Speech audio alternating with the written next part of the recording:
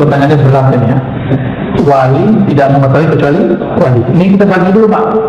Ini wali itu boleh dibagi tiga dalam hal dikenal atau tidak dikenal. Pertama, paling rendah, wali yang dia tidak tahu kalau dirinya wali. Inilah perdebatan Imam Ibnu Qurrah dengan Qusairi, muridnya ternyata lebih tinggi daripada dia, karena muridnya bertasawuf. Karena untuk mencapai mukhalafat nafs itu butuh seorang guru. Imam Qusairi punya mentor, guru, mursyid yang membantu dia untuk melatih jiwanya. Itu. Ibnu Qurrah mantap. Wali nggak tahu dirinya wali. Itu maksudnya dia sendiri. Dia nggak tahu kalau dirinya adalah seorang wali. Qusairi mantap. Bukan wali tuan guru. Wali tahu dirinya wali. Itu dirinya sendiri juga. Ya. Masya Allah canggih amat gitu segala ya. Baik. Yang kedua, wali yang sesama wali saling mengetahui. Itu yang antum tanya tadi. Jadi sesama wali tahu, sesama jawara tahu ini jawara ini bukan ya. Sesama ahli keilmuan mengerti orang yang diajak ngomongnya ahli ilmu. Gitu. Maka wali juga sama. Wali ini kan ukurannya bukan pada penampilan, tapi pada ma'rifatullah. Dia kenal Allah seberapa. Karena wali itu diartikan kekasih Allah. Ya kalau bahasa ini pacarnya Allah kita begitu lah. Tapi kan Allah nggak pacaran Pak. Ini bahasa biar mudah aja ya. Orang kalau udah sayang dengan sesuatu, dia akan mengenal seluk-beluknya. Arti wali itu sangat mengenal nama dan sifat Allah dan seluk-beluk nama dan sifat Allah. Maka disebutlah dia wali. Jadi bukan karena keramat, ya, bukan karena banyak jamaah, bukan karena air doanya mustajab, bukan. Tapi karena dia mengenal nama dan sifat Allah Subhanahu wa Ta'ala. Dan yang ketiga, wali yang dirinya tahu dia wali, tapi di luar sana tidak ada yang tahu diri wali kecuali Allah. Disebut dengan rijalul ghaib. Rijalul ghaib, udah rijal ghaib ya. Nah, wali-wali ini kalau ketahuan dia minta mati. Jadi ada kalau ada wali itu baru muncul mati ya, itu mungkin dia rijal ghaib. Ya. Biasanya rijal ghaib ini tidak punya murid. Tidak ada muridnya Pak. Urusan kalbunya dengan Allah Subhanahu wa Ta'ala. Nah, bagaimana dengan ekspos kewalian hari ini? Gak ada ekspos kewalian ya. Gak ada. Kalau ada orang ekspos wali, ya wali murid kali ya. Yang ada itu orang mengekspos keramat, mengekspos gaya-gaya kewalian. Bukan wali, gimana mau eksposnya? Wali itu urusan hamba dengan Allah. Maka eksposnya hanya bisa kepada orang-orang yang mengenal Allah. Memang di YouTube siapa yang mengerti ini wali yang nonton YouTube macam-macam? Ya. Mau ada 1000 orang bilang, oh kita ini wali. Kalau Allah bilang enggak masuk. Walaupun ada 9 orang tidak mengatakan kita wali, tapi Allah bilang kamu waliku, jadi wali Pak. Jadi itu bukan urusan jamaah. Dan wali tidak pernah diangkat oleh jamaah Pak. Kecuali wali murid ya. Wali kelas, itu SK-nya dari kepala sekolah, wali kota ya. Wali apa lagi Pak? Wali santri, sama ya. Wali nikah, wah asik betul. Baik. Bagaimana dengan Habib Syekhannya? Habib Syekhan itu, jadi teman-teman, wali ini ada mencapai kewaliannya dengan cara suluk, thariqah. Berlatih, Allah angkat. Ini suluk namanya. Nah, orang begini biasanya jadi kiai mursyid. Tidak semua mursyid wali Bapak ya. Kalau Habib Syekhan itu masuknya ke majdub. Nah, itu thariqah kedua. Jadi diangkat jadi wali karena Allah yang mengambilnya. Jadi dia ditarik, maka disebut majdub. Nyampe di Jawa majdub. Ya, yang benar majdub, ya, keza. Ditarik oleh Allah. Nah, orang-orang majdub ini setiap saat Allah memandang kalbunya dengan cinta. Dan orang ini kalau sudah begitu, maka muncullah kegirangan di kalbunya. Di saat itulah terjadi keanehan-keanehan. Tergantung nanti karakter nasihatnya di mana dulu. Barangkali Habib Syekhan maksudnya. Jadi jangan antum bilang beliau Habib gila, jangan. Itu buruk adab. Yang bilang dia gila, saya khawatir keturunannya dia gila. Karena menyakiti seorang wali. Hati-hati ya. Kita Habib Syekhan sama dengan Habib Ja'far Allahyarham sudah meninggal, Al-Kaf ya. Udah Al-Kaf ya. Itu sama masuk sana tuh. Dikasih panggung bagi sama teman-teman kita santri ya. Itu nggak jelas tuh. Al-Kaf, itu nggak jelas. Tapi bagi dia itu jelas, bagi kita nggak jelas. Kalau datang sadar biasanya dia ngomong kayak orang biasa. Nah ini namanya ahlal. Jadi akhwalnya kalau datang, akhwal itu artinya kondisi rohani yang dia tidak bisa nahan. Kalau wan sehan apa yang terjadi pada beliau? Nyoret-nyoret Pak. Yang biasa dicoret mobil, tuh orang-orang yang cinta sama mobil yang dicoret mobilnya begitu. Ya kan? Ada yang dicoret bajunya, berarti orang ini suka atribut. Jadi ada organisasi tertentu datang ke beliau, sowan, dicoret Pak simbol-simbolnya. Karena beliau tahu berhala di dalam kolbu orang ini adalah simbol-simbol itu. Ada yang berhalakan tadi apa? Mobil. Ada yang rumah dia pada coret-coret mati. Nah itu kalau habis sehan lagi datang akhwalnya. Akhwal itu gak selalu buruk, ada yang baik. Ada saya ketemu wali, kalau datang akhwalnya belanja dulu. Kalau dia nggak begitu Pak, bisa gawat ya. Kalamnya nanti bisa kemana-mana. Ada yang diem aja ya. Kalau tengah awal dikunci pintu dia diem aja. Ada juga yang begitu. Ya Allah Ta'ala alam. Pertanyaannya, Ustaz izin bertanya bagaimana dari Bu Dewi Yespita, bagaimana cara melawan rasa ngantuk yang sangat kuat saat tahajud walaupun sudah berwudu berulang kali? Ya gimana nih? Tidurnya lebih awal, betul. Tidurnya lebih awal itu satu. Yang kedua, kurangi karbo.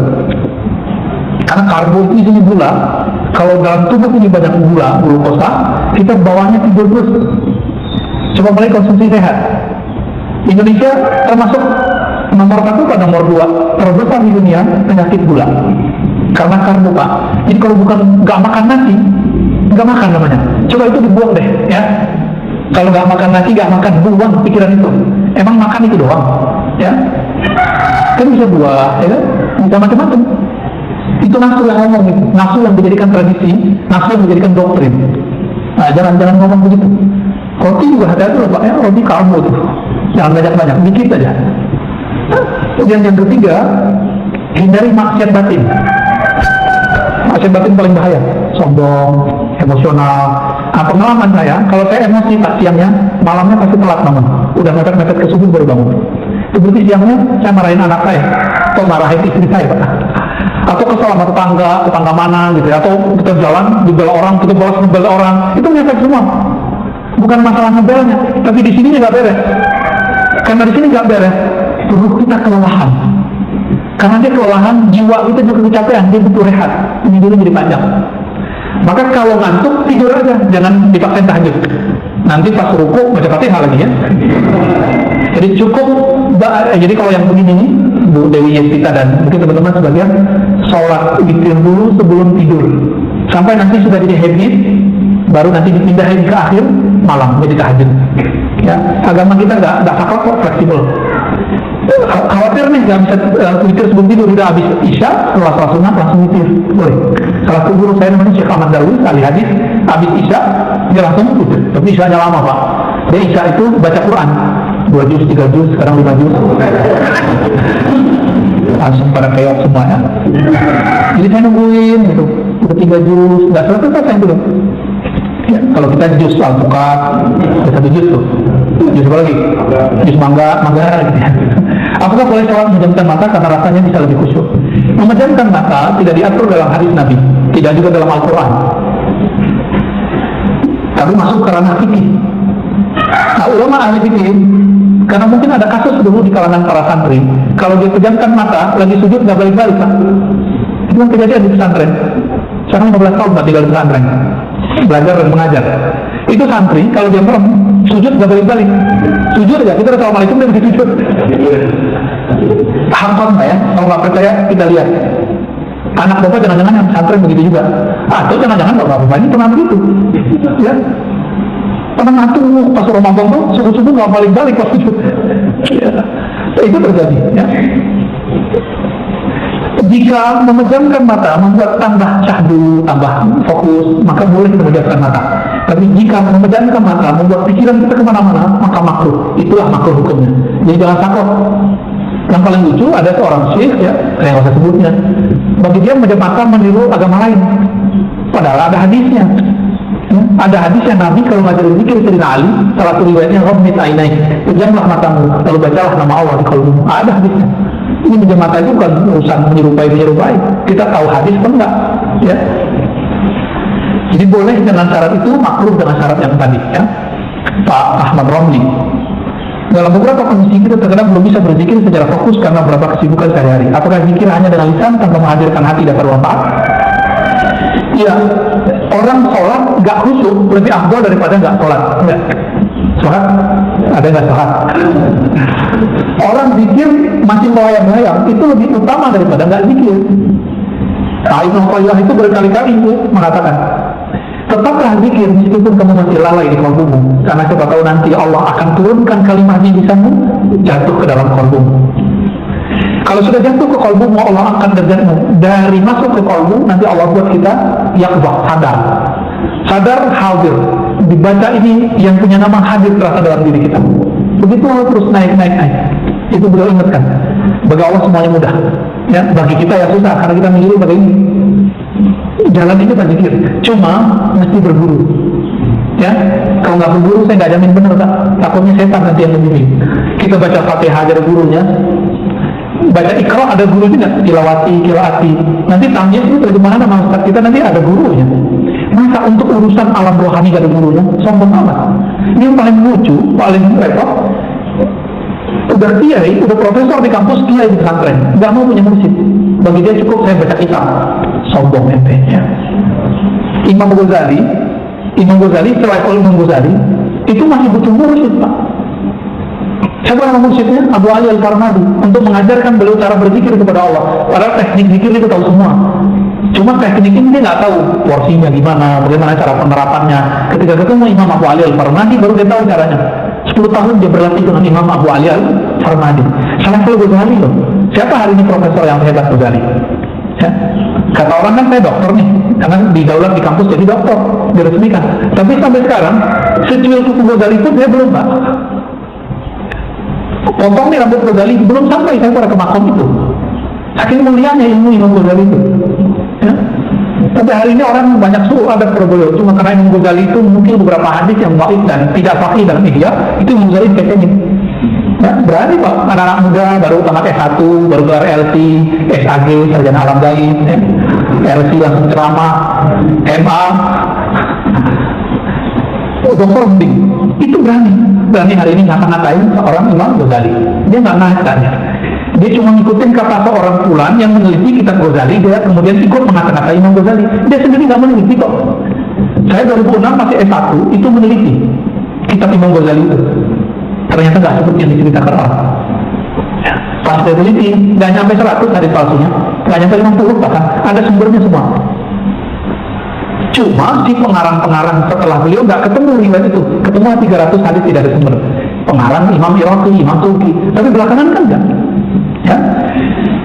Jadi tetap zikir lisan meskipun tidak hadir hatinya. Coba cari guru nanti bimbing antum insyaallah. Terakhir, apakah masuk surga, masuk neraka itu takdir mubram?